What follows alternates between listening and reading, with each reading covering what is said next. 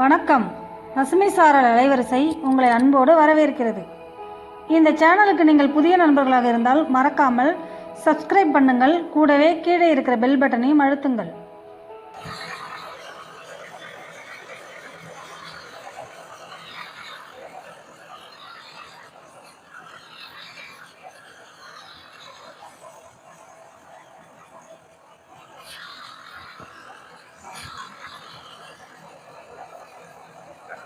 இது கடலூர் மாவட்டம் குறிஞ்சிப்பாடி பக்கத்து பொட்டவேலி கிராமம்.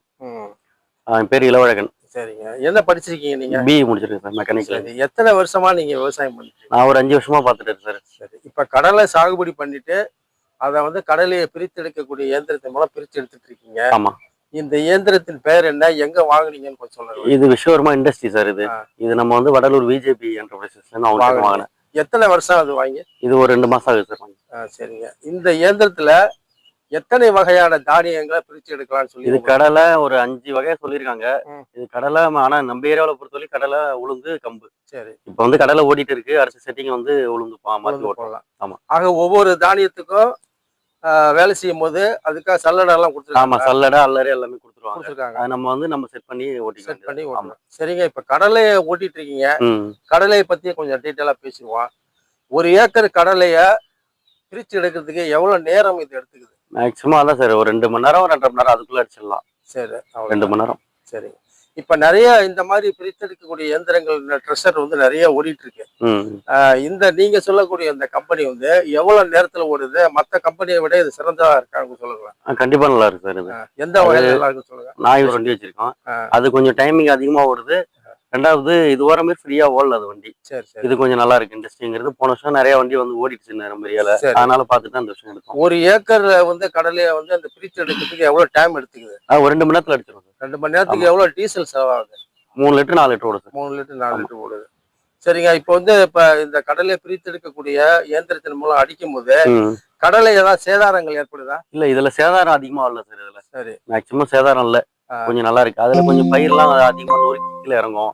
இதுல அந்த மாதிரி டேமேஜ் எல்லாம் இல்ல. பயிர் டேமேஜ் இல்ல.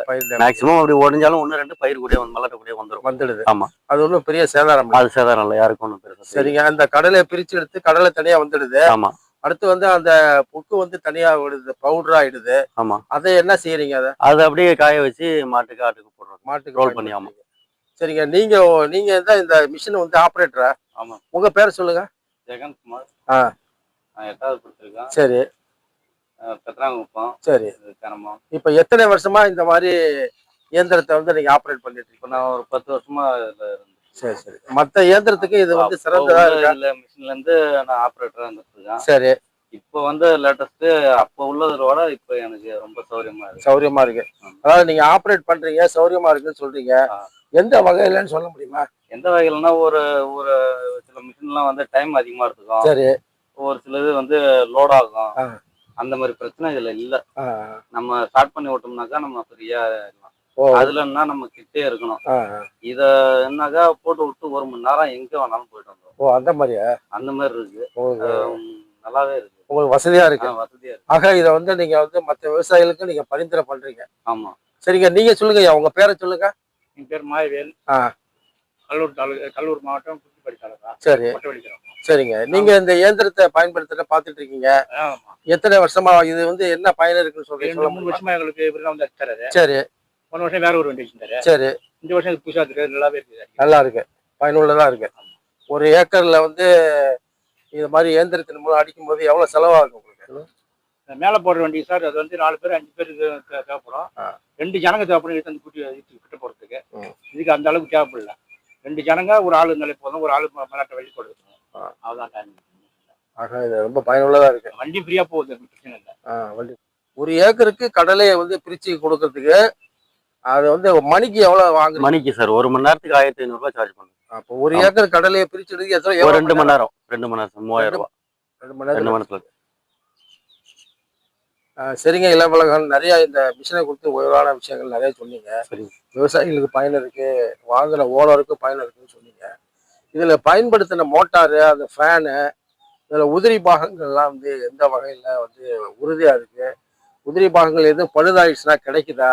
நீங்க வாங்கின இடத்துல இருந்து சர்வீஸ் எப்படி பண்ணி கொடுக்குறாங்க அதை சொல்லுங்களேன். பரவாயில்ல சார், எல்லாமே கொடுத்துருக்காங்க, எல்லாமே குவாலிட்டியா இருக்கு, ஒன்றும் ப்ராப்ளம் இல்லை.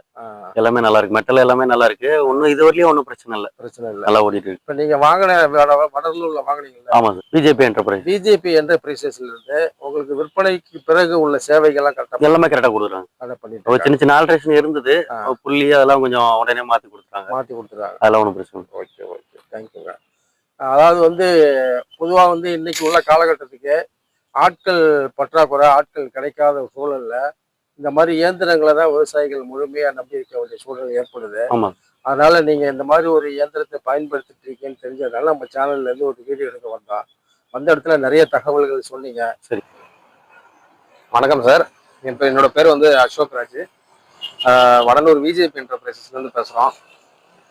இப்போ நீங்க வீடியோல பார்த்த இந்த 2 விவசாயிகளுக்குமே பாத்தீங்கன்னா நாங்க தான் வண்டி கொடுத்தோம்.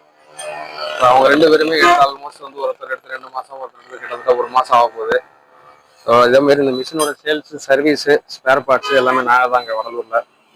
ஸோ தேவைன்றவங்க நீங்க வந்து விவசாயிங்க தான் தொடர்பு கொள்ளிக்கலாம், எங்ககிட்ட நீங்க கான்டாக்ட் பண்ணுங்க. ஓகே, இப்போ இந்த மிஷினோட நேம் பார்த்தீங்கன்னா விஸ்வகர்மா இண்டஸ்ட்ரீஸ்.